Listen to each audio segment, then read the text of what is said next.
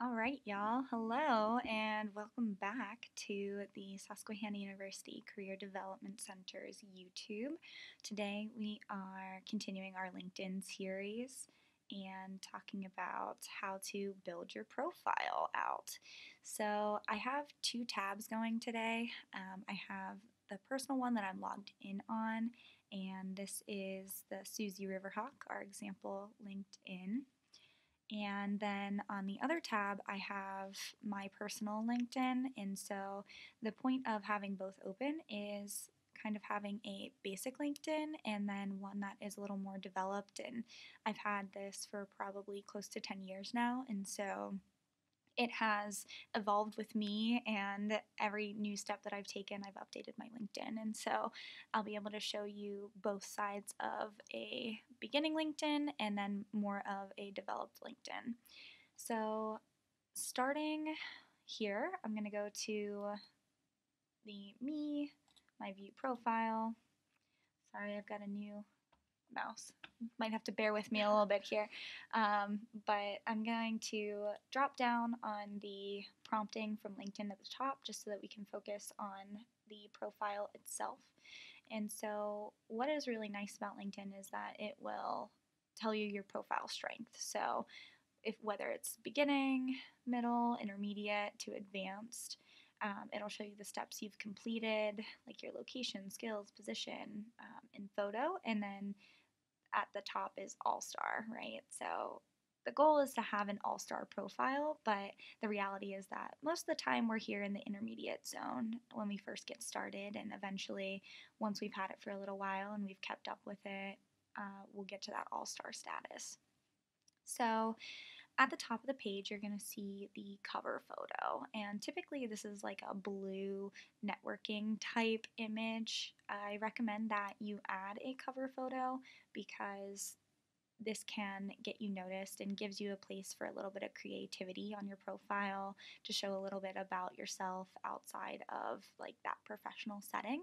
And so for Susie Riverhawk, we have the image of Fisher Hall and Applebaum and a setting of Susquehanna University because that is what we're trying to represent here outside of ourselves. But I would recommend you do something in your work environment or the aspirational work environment. So for me, I have I'm going to pause for a second and talk about how I don't have a photo on the Susie Riverhawk profile, but then we do have one here. And so LinkedIn is trying to point out that a photo helps you get recognized. And they're very right. We know that if you have a photo, you are 14 times more likely to be recognized or have your profile clicked on by an employer or someone who is hoping to connect with you. So make sure that you add a photo, is what LinkedIn is trying to tell us here. But you'll see that I'm going to say other reasons for now. LinkedIn is trying to get our feedback here. But you'll see that in the cover photo here, I have myself teaching in a teaching environment, and this is a great photo to demonstrate what it is that I wanted to do in the future and how I do that in a work environment. And so using something along those lines, talking about where you want to go, what you're currently doing, is a great place to have a cover photo. I've seen teachers have, or student teachers have, like colored pencils in a circle, some sort of image that describes the setting that you're pursuing. So the next thing we'll talk about is the photo, right? And as we have already seen, a profile photo is very important for being clicked on and having your profile looked at. And so I don't have a photo on here just because we don't have a Susie Riverhawk. I could put like a fake photo in there, but we're not quite there yet. So that would be your profile photo versus the cover photo. So the next part of your introduction section, and so when I click on the add profile section, you will see that it's separated into 1, 2, 3, 4, 5, 6 different sections. that you can optimize. And so right now we're talking about the intro. Um, so in that, you're going to see the Susie Riverhawk is the title, then, or your name, excuse me. So Susie Riverhawk is your name. Then underneath of that, you will see the headline. So automatically, the LinkedIn will put this as student at Susquehanna University.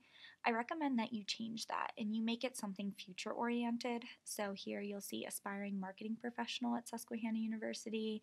I would love to see students put their marketing major at Susquehanna University or something talking about where you want to be in the future. So future communications professional, future business professional, having that future orientation to it can make it more impactful and also puts those keywords into the searches. So when an employer is searching your profile and they see marketing professional, they're more likely to click on it than if they just saw student at Susquehanna. Underneath of that, you'll see your location, and this is basically, it's a wide range of where you're at, but that's mostly for safety purposes. Down the right hand side, you'll see the school, location, where you're currently at. You can see their contact information and then connections that you have. Underneath of the add profile section in the more, you're going to see your profile summary. So when someone first clicks on your profile, they will see the first 3 lines of your summary. So you want to make that impactful and attention grabbing. Most of the time, we don't want to see things that are visible in the rest of your profile, and so try to touch on a story or something that makes you stand out. Perhaps how you got into the field or what inspires you, motivates you, why you're passionate about what you're doing, and what sets you apart from other individuals. So you'll see the first 3 lines are here, and then I can click on show more, and you'll see that we can have a little bit of description, a little more description, and I really like this last paragraph here. So for this specific profile, I might recommend moving this up and looking at, I strongly believe in these human abilities to persuade, to create change, and the overall power of communication. Not only is it life-changing, but it's world-changing. If you're looking to do some world-changing, have me at your side. So for this particular student profile, I might recommend putting that a little bit higher because that is attention grabbing and tells a little bit of a story as well as making a call for having you hired, right? So we need to be a little bolder in our searches, and this is a great way to subtly be bold while also highlighting the things that you can do. And moving to the next piece of your profile, LinkedIn will prompt you to strengthen your profile. You can add a past position, click Not Now. It will then have your dashboard. So this is only visible by you as well as the profile strength and strengthen your profile. Only you will see these things, and it will show you who's viewed your profile, how many article views, the search appearances you've been in. You can turn your career interests on, which is what we'll talk about when we talk about the job portal, and then salary insights. So this is pretty much everything that is personal to you, and it's data from LinkedIn based on your profile. Moving on to the next section of your profile, you're going to see experience. And so this can be part-time jobs, this could be volunteer experiences, positions you've held in work study or positions you've had on campus. Perhaps you have some full-time jobs that you've had in the past. The experience is pretty much unlimited. So you'll see, for example, here we have the student works at Susquehanna University, and they've had 2 positions. So one position is public relations and marketing manager at Trax. They will have the dates that they've worked there, the location, and then they use dashes or bullet points to describe their experiences in an action-oriented statement. accomplishment. So we pull a lot of these from our accomplishment statements from the resume, and it will talk about the things that you accomplished outside of the job description or beyond the job description. So the second position is then highlighted here, and the bullet points again describe what it is that the student did in that position.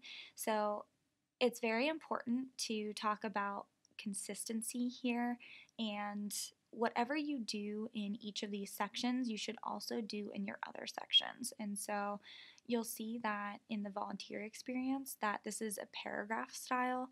So I would recommend that because this is an example, we have two separate styles. We have the paragraph style versus the bullet point style, but in your own personal profile, I would recommend that you have bullet points consistent throughout and turn this into a bullet point if you have bullet points up here. Now, if you choose to go paragraph style, I would keep paragraph style here, but then also go paragraph style in your experience sections. So the consistency is really important. The next section we'll talk about is your education. Here you'll see Bachelor of Science is the degree in marketing. You can talk about the activities and societies that you are a part of, and also if you've done any fundraisers, volunteer organizations, etc. Underneath of that, you'll see the volunteer experience, if you've had a mentor, if you've been a server. These things might also fall into experience section, so I would choose based on your relevant experience. So if you are looking to be a marketer and you volunteered as a marketing professional in some capacity, I would put that in the experience section and save the volunteer experience for things that maybe are not directly relevant but highlight specific skills. So highlighting experience that is relevant in the experience section and highlighting experience that highlights transferable skills or things that are important for your soft skills in the volunteer experience section. Moving to the next parts of your profile, we'll look at the skills and endorsements, the accomplishments, and then your interests. So interests we've already talked a little bit about when building your profile. These are the companies that you follow, the groups that you're a part of, any influencers. So if you have a famous productivity expert in your interests, they might show up in this part of it. Again, this is what's populating your newsfeed. But we're going to stop and talk about the skills and endorsements and accomplishments. So skills and endorsements are a really great way to highlight your soft skills, hard skills, transferable skills, or things, competencies that you need for the jobs that you hope to pursue and the careers that you hope to look at in the future. So you'll see here that you'll be able to see 3 of your skills at the top. So marketing, social media, public speaking. I would recommend that you have 3 that are most important to you or talk about your personal brand in the top part of this. And then when you click show more, you'll see that they have extra skills listed here. Now, the endorsements, you'll see the number next to it, 111. So someone has given an endorsement for this skill. And so the reason that we can have soft or transferable skills in this section is because people can endorse you for it. And when we list those things on a resume, it's hard to have evidence supporting that. But on LinkedIn, what better way to have evidence of your skills other than having someone endorse you for it and say, you know what, this person is good at these things, right? And so here you'll see that Elizabeth gave an endorsement for each of these things for Susie Riverhawk. And so the more endorsements you get, the better chance or likelihood that someone will see that and say, oh, they must be good at these things because they have so many people saying that they are good at it. So the last section we'll talk about is the accomplishments section. And so right now you will see that there are 3 sections that are highlighted in the profile. Now this is determined on what content you add to this section. So if you did not have any accomplishments added to your profile, you would not see this section at all. But if you do add these sections, you'll see 5 courses, 1 certification, 1 honor and award. Those things will be highlighted in this section. So I'm going to click on this plus button here, and you'll see that there are a whole bunch other things that you could add to this section as well. So publications, certifications, patents, courses, projects, honors and awards, test scores, language, organization. So if I wanted to add language to this, I would click add language. I'm going to put Spanish because I took that in high school, and it will inquire about your proficiency level. So for me, I would probably say elementary proficiency, but let's say you're a Spanish major and you've already done your Go, you could put full professional proficiency, or let's say it's your first language, we would put native or bilingual proficiency. And so I will indicate that it's elementary and click save. So then it is added to that part of my profile. You'll now see it's there. Whereas before, because I had not indicated any of them, it wasn't visible. Now, if I wanted to add another course, I would include the course name, the number you don't necessarily have to put, and then what it's associated with. So I would put student at Susquehanna University for Bachelor of Science, and then click save. And I'm going to put, we're just going to put communications introduction for the sake of the example. And now you'll see that it is added to the profile there, and these classes are separated by those bullet points. So that is the accomplishment section and adding to the accomplishment section. I would encourage you to include courses that are relevant to your major or to the career path that you're pursuing. So we don't want to see just a laundry list of all the classes you've ever taken, but the ones that are very important to what it is that you want to do in the future.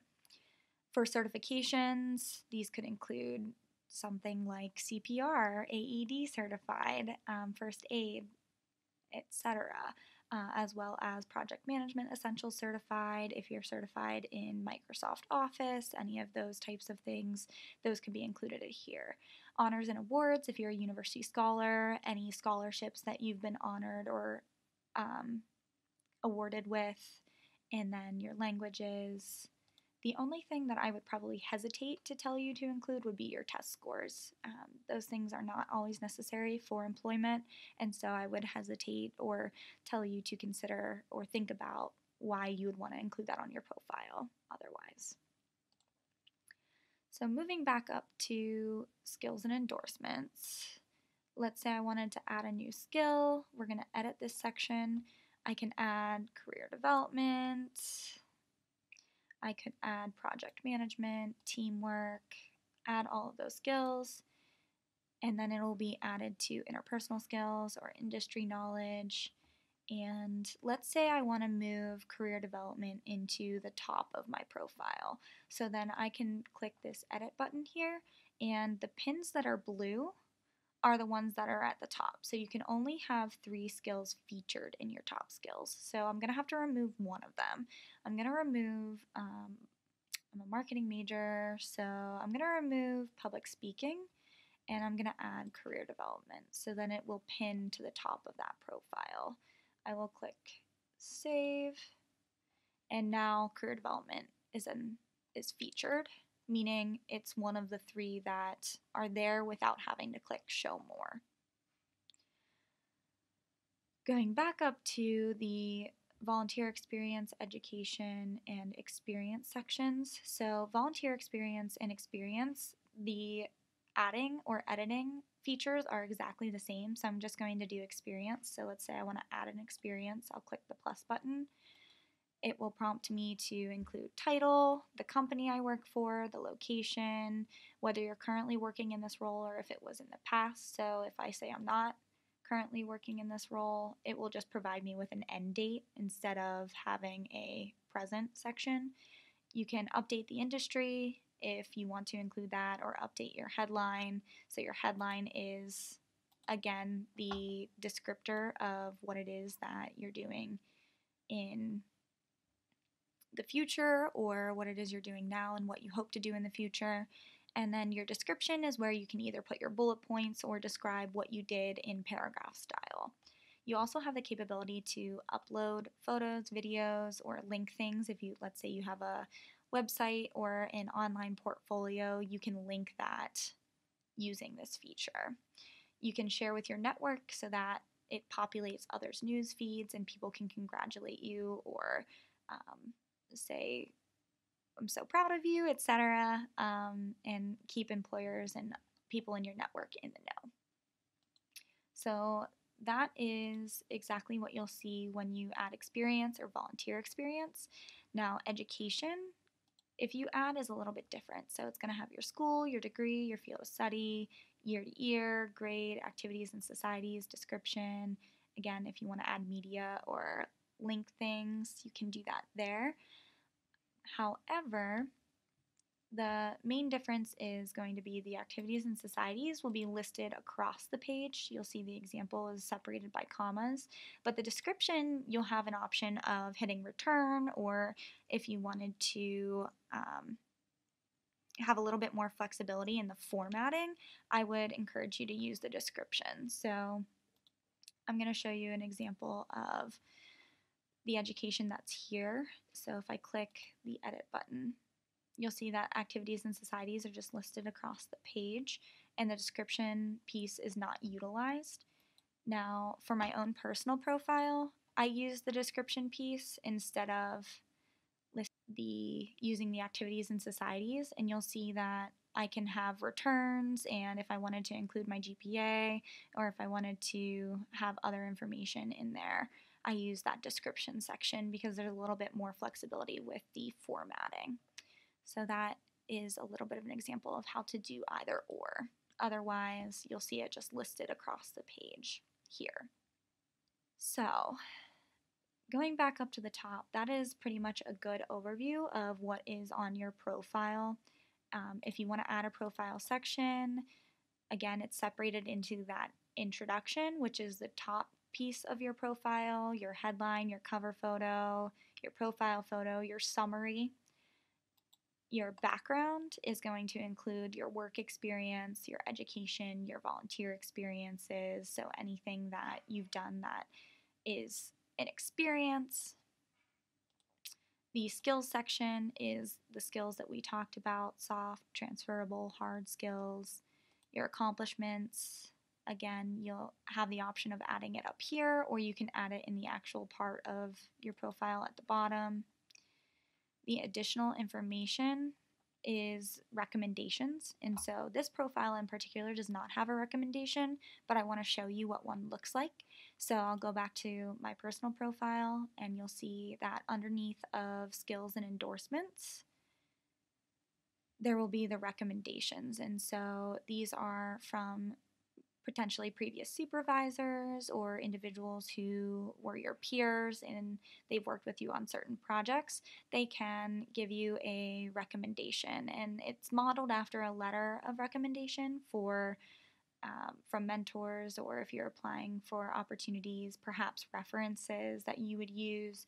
So if you click see more, it's a quick, maybe one paragraph discussion of what it is that you offer, or any sort of recommendation that someone is willing to give to you. So you can ask for a recommendation from someone, or you can ask, I would recommend you ask them in person, and then, or you could recommend someone else. So if you're on their profile, you could say recommend Tabitha, and you would indicate your relationship, and then the position that you held or she held, and then you would click next and type through these things. So for the example, we'll say I managed Tabitha for a career counselor, and then I would write that recommendation and click send, and then it would be posted to her profile once it is approved.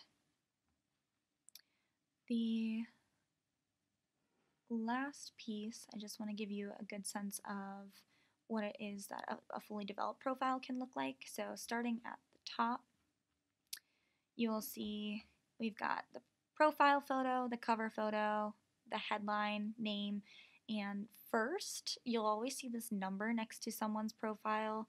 And so, first indicates that you are directly connected to them. Now, if it says second, it means that you are connected to someone who is also connected to that individual.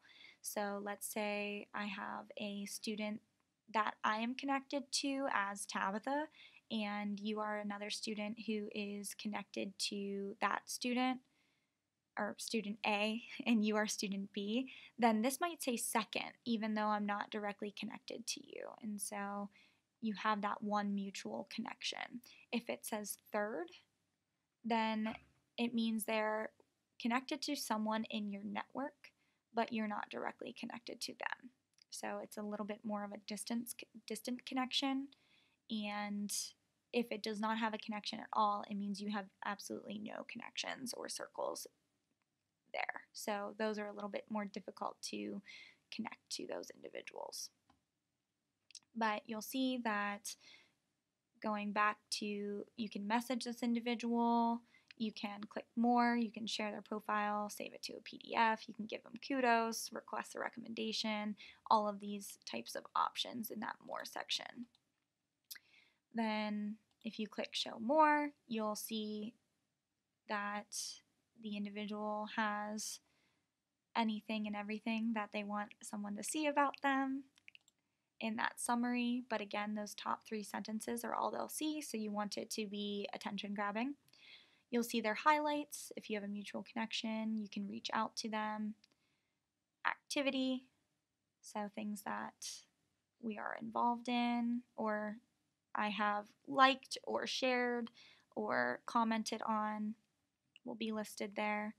The experience, it's separated into the roles that I've held, acted as a facilitator, worked at multiple places, and you'll see that I even have like server. I worked as a server for four and a half years, and so I always like to show this example because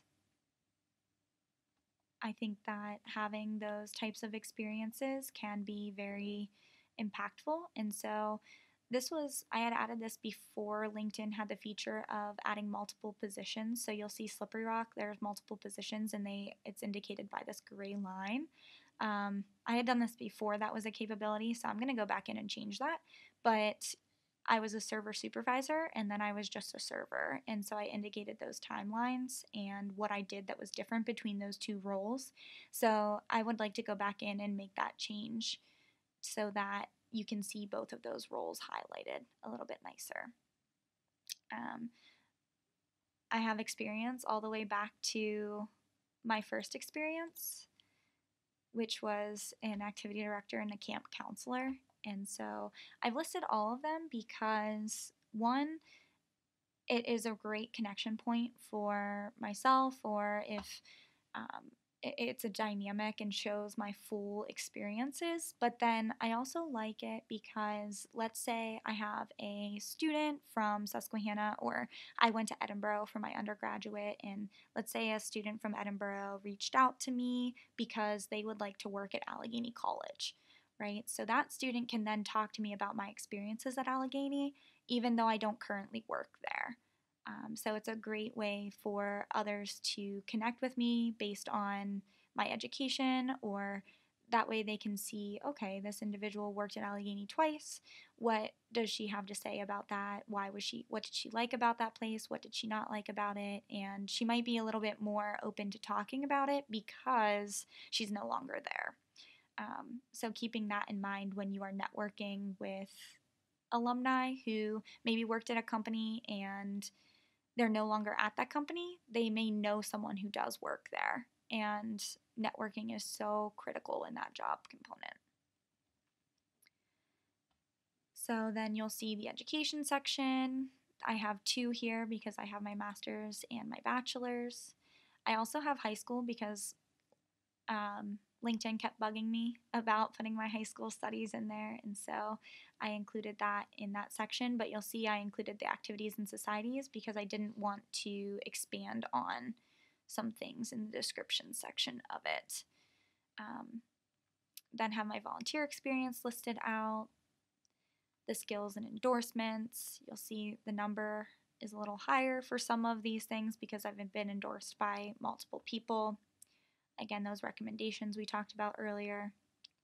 Accomplishments, so the certifications, the courses I've had that are relevant to the work that I do, 3 organizations that I am a part of, honors and awards I've had, any languages that I have familiarity with, and then if I click this down button, it will show me what I indicated underneath, so limited working proficiency.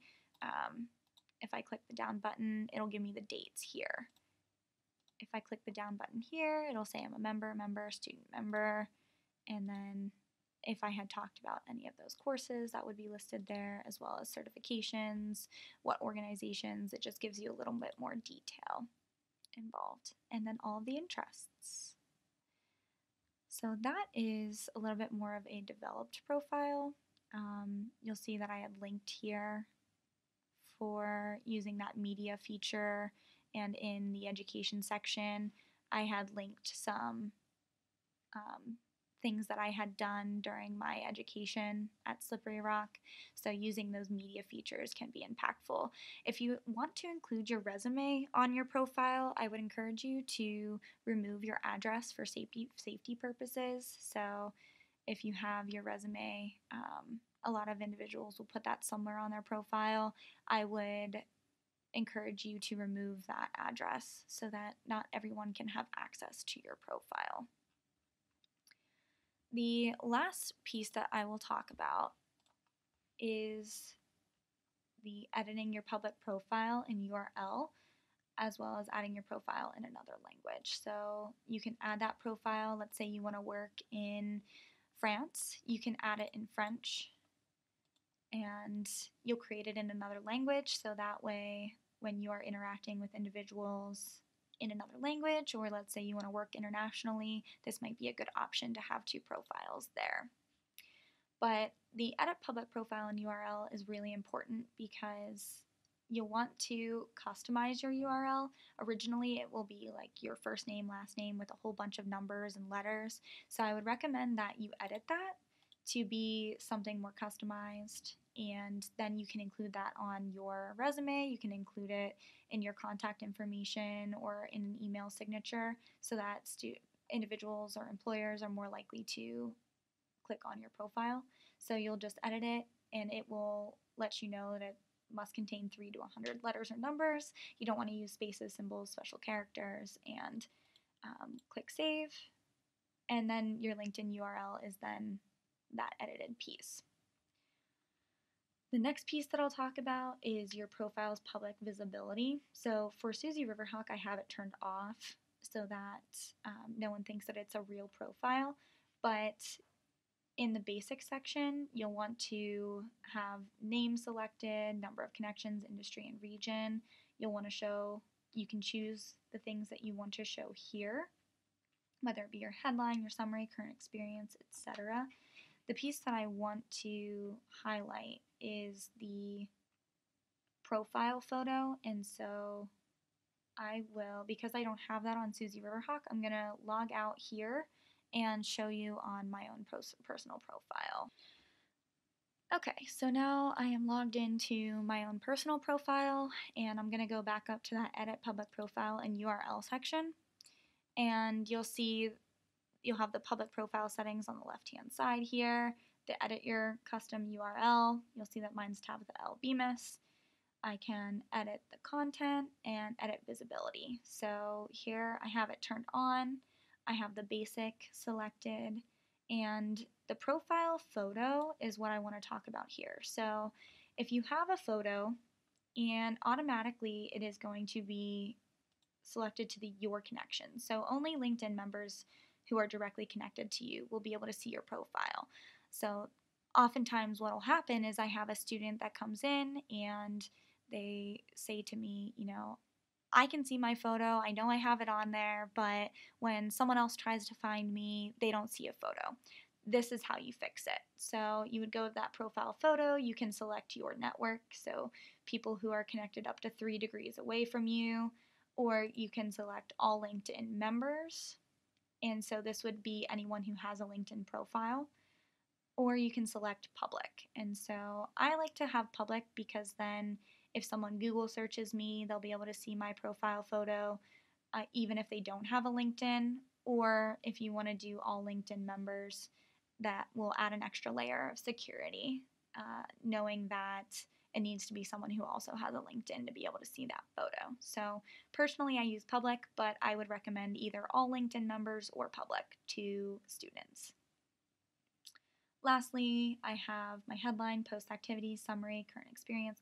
All of those things are available to the public. So you could select, and it will then be indicated on the left-hand side. Let's say I don't want my posts and activities to be visible. I can click hide, and that will take it out of my public profile. Or let's say I don't want my volunteer experiences to be visible. I would remove that, and it would then, if I go down to that section is no longer here at the bottom or underneath of my education section. So this is primarily for a personal preference. I have it all visible just so that my full story is available and it acts more as a resume. But if you wanted to remove some of these things to protect your own privacy, you have that option here. So going back to LinkedIn, we're back on the home page, and that is all we have for building a LinkedIn profile. So join us next time, and we are going to be talking about using the alumni tool, and the following video will be about using the job portal. So thanks for listening and joining today, and hope to talk to you soon. For more information about the Career Development Center, stop by during office hours in Fisher Hall, room 211, or contact us at our phone number or email address.